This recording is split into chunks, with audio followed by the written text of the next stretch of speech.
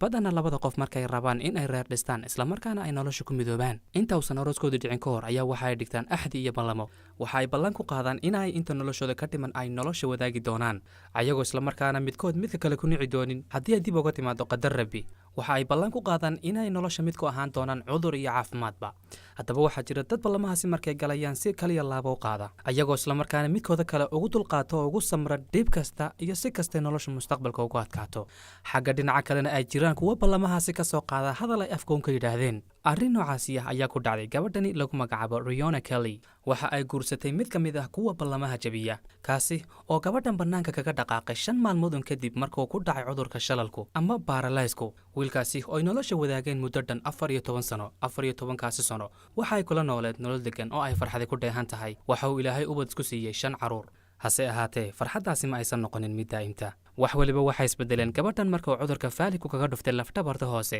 arrinkaasi oo ku sababay shalal hase ahaatee odaygeedii dhakhtarka ayuu oola cararay si wax looga qabto caafimaadkeeda balse baadhitaan kadib dhakhtarkii ayaa waxa uu sheegay in ay u badan tahay gabadhaasi nolosheeda inta ka dhiman in ay kursiga ku dulqaadan doonto yacni ay noqon doonto gabadh curyaan ah oo aan socod dambe u harin in gaadhi curyaanka lagu riixo mooyaane labadooduba arrinkaasi aad ayay uga naxeen gabadhii ayaa waxay u qaadatay in uu garabkeeda taagan yahay xabiibkeedii ay nolosha soo wadaagayeen muddo 14 sano ah hase ahaatee arrinkaasi isaga waa u cuntami waayey marka uu arrinta dhinac walba u rogrogayna waxa uu door biday inuu gabadhan isaga tego isla markaana uu iska raadsado nolol kale qaadan waa ayay ku noqotay inuu ninkeedii 14 sano ay nolosha soo wadaagayeen 5 maalmoodun kadib markuu ogaaday in aynan weligeed fadhiga ka kici doonin uu bannaanka kaga dhaqaaqo welibana uu dalbado furiin gabadhii waa uu furay 5 caruurna waa uu ka haystay ayadoo markii horeba ka warwarsaneyd xanuunkan loo sheegay inuu mustaqbalkeeda inta ka dhiban uu fadhiid ka dhigi doono ayaa waxa ugu biirtay fikir iyo warwar kale oo ah inuu ninkeedii iyadoo xaaladaasi ku sugan uu bannaanka kaga dhaqaaqay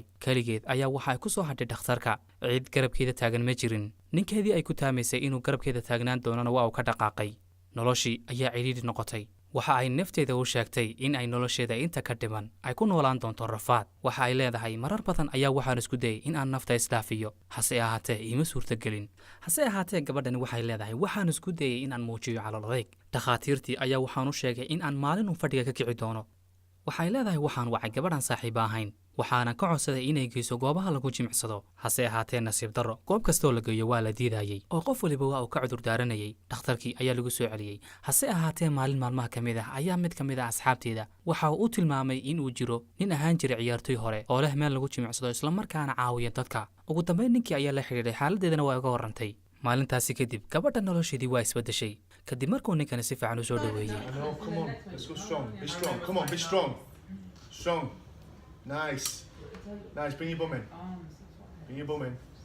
10, 9, 8. si fiican ayuu u jimicsiiyey isagoo isla markaana wax lacaga ka qaadan waxa ay markii hore aaminsaneed in ay nolosheeda u dhammaatay isla markaana ayna heli doonin nin kale oo ay nolosha la wadaagto hase ahaatee waa ay qaldanayd oo nolosheedii si kadiis ah waxba ugu soo biiray ninkan cusub gabadhii ayaa wiilkan howlkarnimada iyo geesinimadiisa ku jeclaatay hase ahaatee waxayna ogeynba inuu isaga laftiisu ka helay ilaa uu labadoodii ku dhacay jacayl waalan kalkacayl xaddhaaf ayay isu qaadeen maalintaasi wixii ka dambaysayna gabadhan booskeedii ninkii hore uu ka baxay ninkan ayaa soo galay waxa uu u sheegay inuu ku garab istaagi doono xaaladda adag ay ku sugan tahay arrintaasi oo keentay inay iyaduna dadaal adag samayso dadaal iyo juhdi adag ay galeen kadib jidhkeedii waxa uu bilaabay inuu si dhab ah isu bedelo ilaa ay dhakhaatiirtii rumaysan waayeen xaaladdeeda caafimaad iyo isbeddelka weyn ee ku yimid ilaa ay dhakhaatiirtii qaarkood ku tilmaameen arrintaasi mucjiso caafimaad oo rabbaaniya arrinta lagu farxo ayaa waxay ahayd wiilkani wakhti walba waxa uu ahaa garabkeeda ilaa ay ka istaagaysay isla markaana ay qaadaysay tallaabadii ugu horraysay keith waxa uu sabab noqday in ay dhinac walba ka dareemto caafimaad ha noqoto jidh ahaan iyo maskax ahaanbe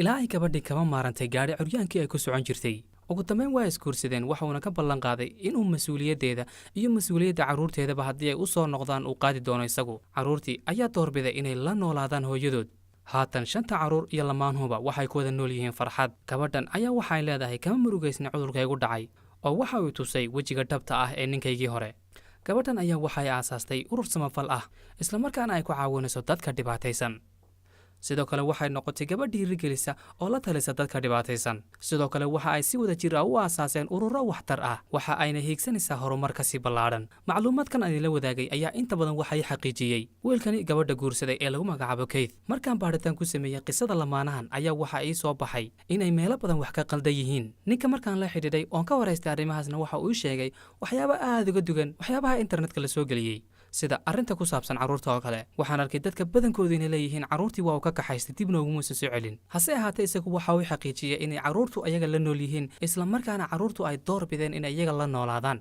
ugu dambayn aad ayaad ugu mahadsantiin daawashadiina. haddii uu barnaamijkan idin qanciya ha ka hilmaamina inaad like saartaan videoga, siina share garaysaan ood la wadaagtaan asxaabtaada. waad salaamantihiin mar kale.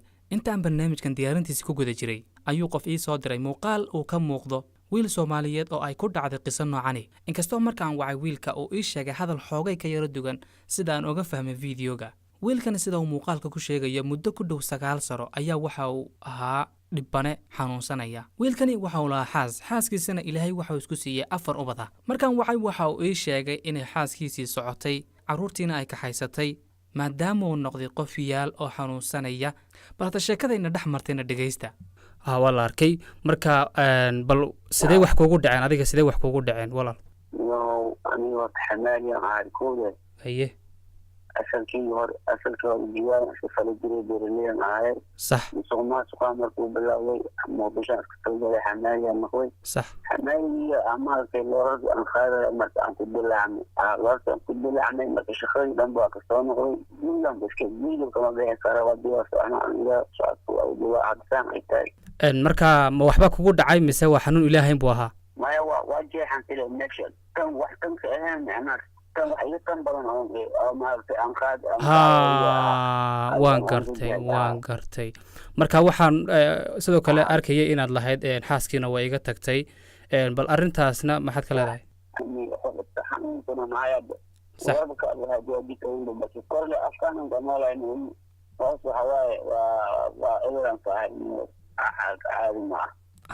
ilaahay insha allah waxa weyn waa imtixaan ilaahay baan kugu imtixaamaya. marka mise sano ayay dhibaatadan ku haysataa xaaskiina ay kaa maqan tahay? haye sax.